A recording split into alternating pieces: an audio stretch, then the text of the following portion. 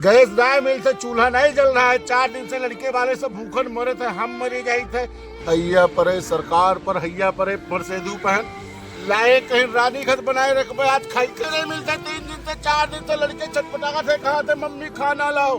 बताओ 1500 का सिलेंडर मिल रहा है, लकड़ी है ना, खंडा है ना, तो हम क्या करी? हम मत चबाई लो, खा लो।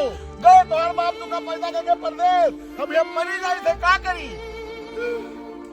बताओ 4 दिन के ना लाइन लगा रहे, कोई पूछे वाला नहीं है। खाए नहीं खाए भाई, तुम कहिए कि अच्छा दिन आएगा, अच्छा दिन आएगा, घंटा आएगा। लड़के बताओ, आप बताओ, बड़ा गुस्सा काबू नहीं गई। मैं तो लड़के के बाहर नहीं कर, लड़का कहेगा ओके क्या दोस्त है, ओके तो भूख लगी तो चिल्लावे करी, लड़का रोई तो दूध भगवे करी। अब दूध ना आए तो हम क्या करी? नहीं पुतवा ना तू का दूध पिए।